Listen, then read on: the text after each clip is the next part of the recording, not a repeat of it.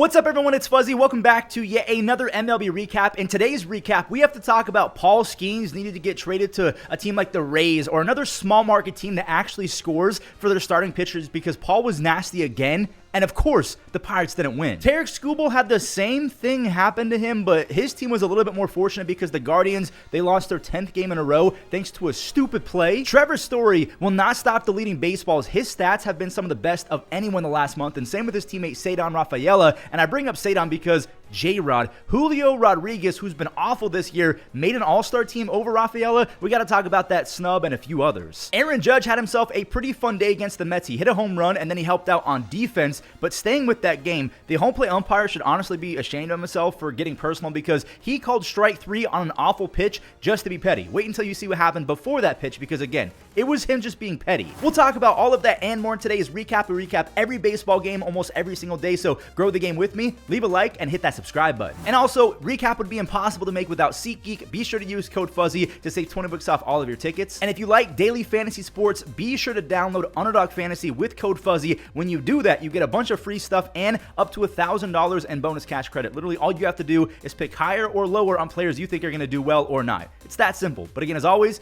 please play responsibly. I don't know what's been more painful for me, watching my Guardians play baseball the last month or dealing with the gout I have in my left foot. I mean, gout, if you've ever had it, if you're like 30 years old and above, you know exactly what I'm talking about. This is awful. So a reminder, clean up your diet because this is what happens if you don't do that. Anyway, yeah, Tarik Skubal almost looked bored out there facing the Guardians like it was almost too easy for him. Of course, he went 7 scoreless with double-digit strikeouts. He has a 2.02 ERA, but also Gavin Williams kept up all afternoon, so Tarik is not going to get a chance at a W because the Guardians actually took the lead later in the game. By the way, look at Quan. He hit that Reaper celebration at second base, that TikTok kid, the guy on the boat. Look at how the Guardians lost their lead. Yeah, Bo Naylor is a big league catcher who cannot handle a pitch. McKinstry scored to tie it. That is a blown save for Clase. And then this happened in the 10th inning. A 3-run sizzler off the bat of Trey Sweeney. That was on a line. That was a crazy swing. Riley Greene, he jolted out a 2-run home run on a pitch 4 feet outside. His swing just works on those pitches. He's got 22 home runs and 71 RBIs. The Tigers are 57 and 34. Get this game out of my face. The Guardians have now lost 10 games in a row. And I was going to talk about another team on an L streak, but we have to go to the right-handed Tarik Skubal because that just sounds like a better plan. It's Paul Skenes' time, and his shutout was saved by a historic throw. O'Neil Cruz just unleashed a 105.2 mile per hour laser beam to nab JP Crawford at home. That ball was caught using JP's leg, so it kind of deflected and back into the glove. It could have not been a more perfect throw. Paul Skenes goes 5 scoreless with 10 strikeouts. He's taken out after just 78 pitches, no walks. I don't know why. But like the last game, George Kirby kept up with Skenes like Gavin did with Skubal. Kirby also didn't walk anyone. He punched out 9. He was up to 96, 97 miles an hour, and that sets up everything else. He probably has the best command I've seen since Cliff Lee, which is saying a lot. One swing decided the Pirates' fate. Randy hit another home run. He's got 20 doubles, 14 home runs, 15 stolen bases, a 135 OPS plus, and senior smoke Andres Munoz. He has 21 saves. The Mariners, they sweep the Pirates after the Pirates won a bunch in a row. And before we move on, I would be remiss if I did not talk about Paul Skenes, who has a 1.7 ERA over his last 13 starts with 86 strikeouts over those last 76 innings. He has 1 win. 1 win across 13 starts with a 1.7 ERA. And overall, he's now 4-7 on the season with a 1.94 ERA across 19 starts. I believe that is the lowest ERA with a sub 500 record through 19 starts since Satchel Paige in 1933. I believe that's the right stat. If not, you guys will correct me. But yeah, this is why modern day voters do not care about win-loss records for Cy Youngs. He's going to get a bunch of votes regardless. So before we show Paul's biggest Cy Young op and competitor, yes, Paul, again, is still going to get a ton of votes despite that 4-7 record. I got to show the Braves losing again. They have the second longest losing streak in baseball behind the Guardians. Jackson Hall, they provided all of the run support for Trevor Rogers and the rest of the Baltimore staff, who was really good. No, seriously, yet another super low scoring game, all because Trevor Rogers nearly went 7 shutty with 6 strikeouts. He was dotting with the fastball and spinning sliders. He's down to a 1.5 ERA his first 5 starts, so shout out to him. He almost gave up 1 to Sean Murphy, but it was called a double, and again, no damage was done. That didn't lead to anything. Well, the 9th did. Sean Murphy just missed a 2 home run game game because of that earlier swing. Again, this one did leave, but that's all she wrote. Sir Anthony Dominguez struck out Baldwin with 100, and then Harris tapped out. Michael Harris has not been great this year. Baltimore sweeps the Braves. They're now 40-49, whereas the Braves, because they've lost 4 in a row, are 11 games under 500 at 39-50. Crazy enough, but the Dodgers have also lost a few games in a row. And we'll talk about the Yankees versus the Mets and then the Skenes Cy Young op after this Astros-Dodgers game. But yeah, it did take a while. The Astros eventually overcame a second-inning RBI double from Dalton Rushing with an Altuve sac fly and a go-ahead walk in the 6th inning. Zach Short took a bases at a walk in a count that started 0-2 against him. Then he let the pitcher Will Klein do the rest. Christian Walker, again, I don't know why the Dodgers didn't offer him unlimited money like a blank check. His last 7 games in Dodger Stadium, he has 9 home runs and 17 RBIs. Oh, by the way, I did not know that Este Ruiz was called up. He's out there in right field. I guess he got the call recently. Yiner, he has back-to-back games with the home run, and then you have Taylor Trammell saving some runs out there in center field. Jose Altuve would have gotten that run back if it did score. He has 4 home runs with 12 RBIs and almost 400 batting average his last 7 games. The Astros are now a full 20 games over 500 and just a half game back of the Dodgers for second place in all of baseball. So you guys know how J-Ram has been a Hall of Fame player, but he's probably never going to win MVP because he played in the same era as prime Mike Trout, Ohtani, Aaron Judge. He might never win. Well, the same could be the case for Zack Wheeler and Cy Young. But this could finally be the year. The sweeper was sweeping, and at 36 years old, Zack Wheeler is throwing as hard as he did when he first came up. I mean, come on. He caved the side with the fastball in the 3rd inning. Then he ends the 4th with 98 miles an hour. The 36-year-old can still sling it. Austin Hayes, he did sock one the other way to ruin the perfect game versus his old team. Remember, he was traded there last year from Baltimore. Thank God for Schwarber. No L for Zack Wheeler. The lefty-lefty RBI double resets the score. No way.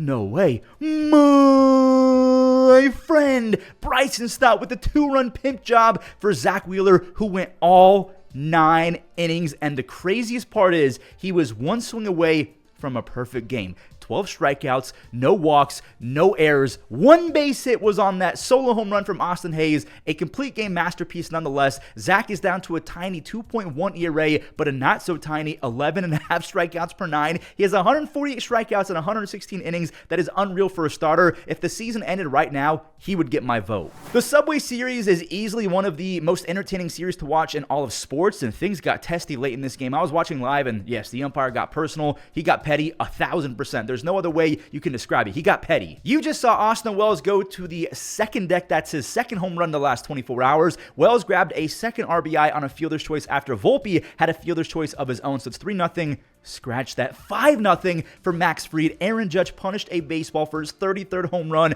Cal Raleigh's on pace for 64. Judge is on pace to just miss 60 with 59. Oh boy, here comes the Mets. Lindor, he sent one up the gut. That's the 4th consecutive hit in the inning versus Max Fried. Now, Juan Soto did strike out, and then Alonso skied out, so that's it off of Max Fried. The only thing is Loaizaga, what in the world? He booted a baseball, then whiffed the flip. It is 5-3 Yankees. Now it's 5-4 on a Sanger double play, so it'll be tied if this baseball falls. Judge! His 3 outs above average on the season means that he's playing really good defense. That wasn't the best jump I've ever seen, but he does make the play. And Bellinger with the shoestring catch to Rob Soto and throw across the diamond to double it. Francisco Lindor saves the game. He has 4 outs above average, and in the box since late April, he's been actually elite. So here's the bad strike 2 that led to an even worse strike 3. John Bacon, the home plate umpire, he got petty because obviously the Mets dugout was barking after that strike 2 call, and then he called strike 3 on an even worse pitch. That was personal. Lindor then could not check it. He ends the game as Devin Williams now has 12 saves on the season.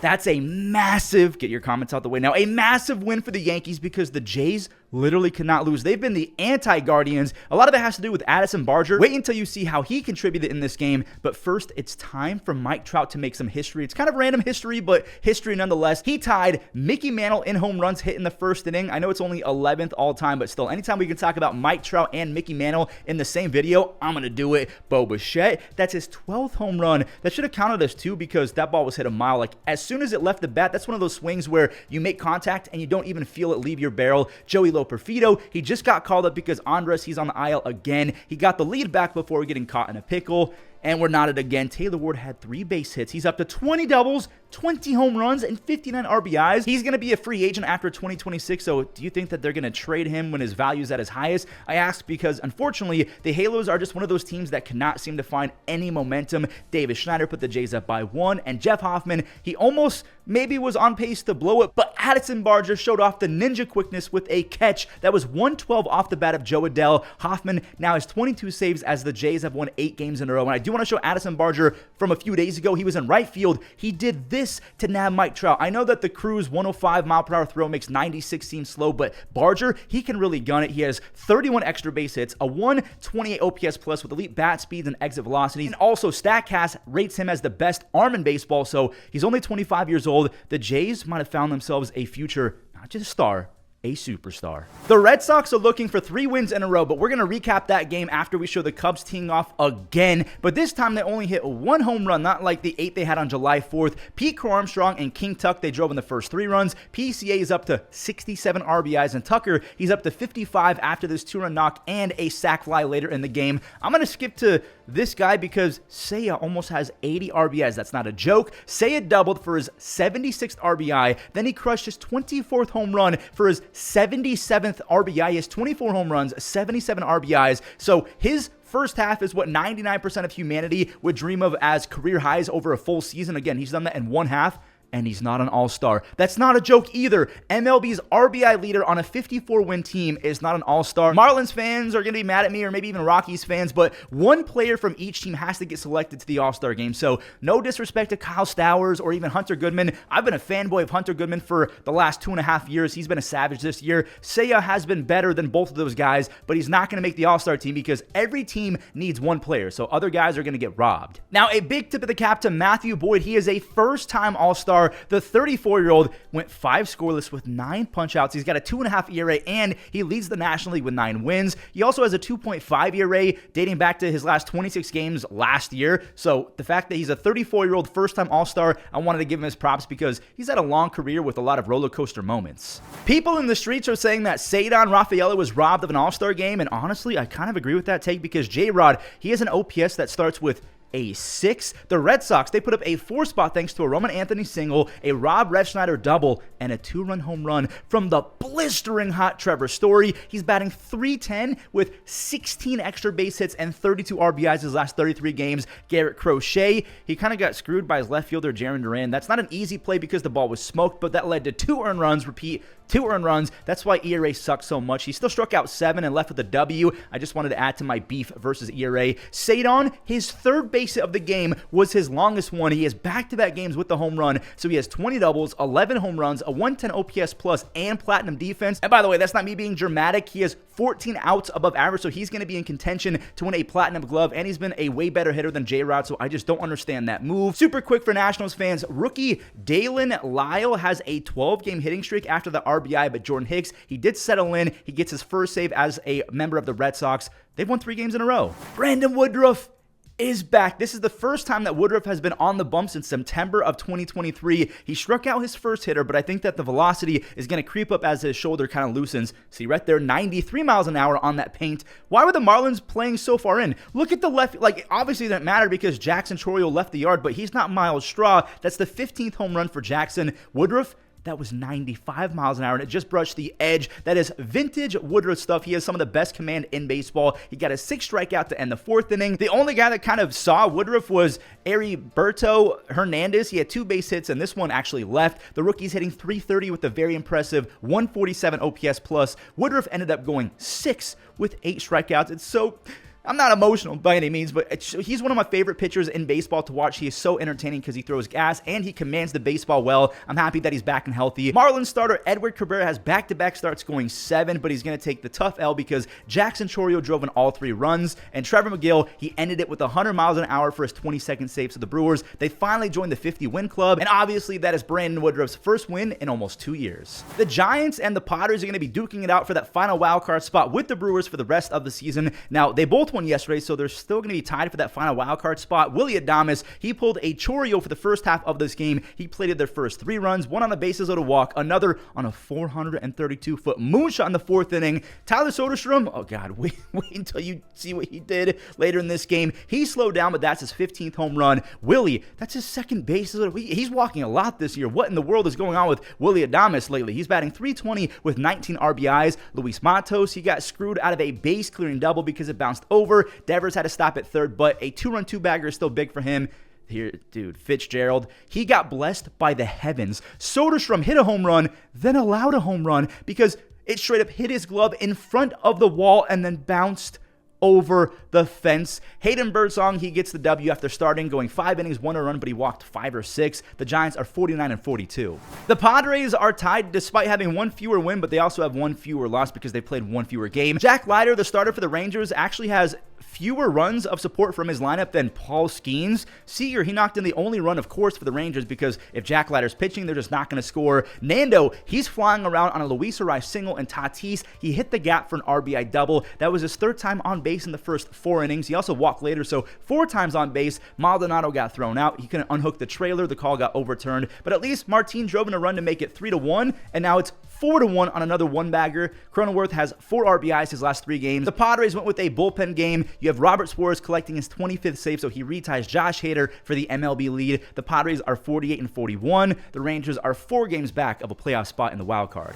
The Rangers are just ahead of the Royals, who finally gave their starting pitcher a lead to work with. Kansas City's offense has been so bad that they've actually scored the fewest runs in all of baseball this year. Yes, worse than the Pirates, worse than the Rockies, worse than any team that you can think of, the Guardians. Bobby and Salvi heating up is big. So both guys, they're usually on lock for 30-plus home runs. Bobby, he's only on pace for 21, which is still good because he's also lacing a bunch of doubles. Salvi only has 10 home runs on the year. However, both guys are really feeling themselves. You can see Salvi, he enjoyed that home run after he got hit by a pitch earlier in the game. Singles from John Rave and Kyle Isbell got it to 4 from Michael Lorenzen, who held the Diamondbacks to just 2 base hits over 7. He also had 7 strikeouts, so it's been a pretty bad 2025 for him. He lowered his ERA to 4.6 after going 7 scoreless. No save for Estevez, but the Diamondbacks, they fall to 44-46. The Royals are now 43-48, so kind of a weird season for both squads, not gonna lie. Same with Minnesota, who is getting MVP level production from Buxton and breakout campaigns from a few other guys. They're taking on the mighty Rays, and Buxton's got 20 home runs. He's also running the fastest he's ever ran at age 31.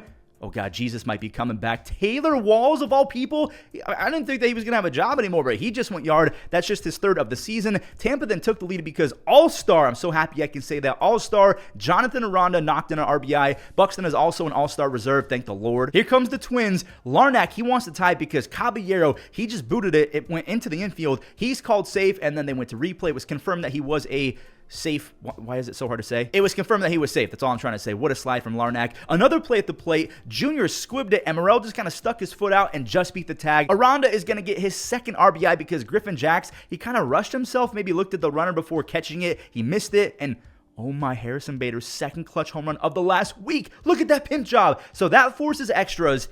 And ouchie. Yandy, he doubled in a run, and who knows what happened on this next play. Caballero bunted because we all knew that he was going to bunt, and no one fielded their position correctly. Junior Caminero had a sac fly. Bader, the airmail was not enough, so Caballero's flip ends it. Ors has 3 saves on the year. The Minnesota Twins are 4 games under 500. The Rays are 49-41. One more tip of the cap. Joe Boyle, he was traded from the A's to the Rays this past offseason after the Rays saw him throw 100-plus miles an hour dozens and dozens of times, but he didn't know where it was going. So far as a Ray in 2 games, Joe Boyle has allowed just 2 base hits in 10 innings with 14 strikeouts. You just saw the 94-mile-per-hour splitter. The sliders are disgusting, and he's still got that 98-plus to triple digits in his back pocket. Tampa might be doing it again. The final game before the Web Gems, the White Sox, they're still taking on the mighty Rockies in Coors. Mickey Moniak saved the Rockies. He drilled his 13th home run, and then later in the game, by the way, this is after Chicago answered with 4 runs. One was off a literal bag, a Chase Madrath double, bounced off the bag, and then fellow rookie Colson Montgomery drove in his 2nd career RBI. He had an RBI triple the day before. He is 5 for his first 10 as a rookie. Mickey also tripled. He got on his horse to tie it with a 2-run triple. He has a 121 OPS plus on the season, which is really good. And Tolia, he won it. They call him Big Mike, a 2-run skyscraper, along with Mickey's explosion gave the Rockies a 6-4 lead. Sam Halverson, who kind of reminds me of Joe Boyle, he has 8 saves. He throws 102, sometimes 103. He is a lot of fun to watch. The Rockies, they beat the White Sox 6-4. And there we have it, another recap in the books. Thank you guys so much for watching. A reminder to leave a like, subscribe, use code Fuzzy on SeatGeek and Underdog Fantasy, and enjoy the web gems. Shallow center. Myers coming in. Edwards going out. Sanchez coming in. Who made the catch? Get on the ground at third. Rojas makes a stop along the line. Up and throwing. Now ball sharply hit. Renipo diving stop. Does he have time for the throw? He does. A one-off.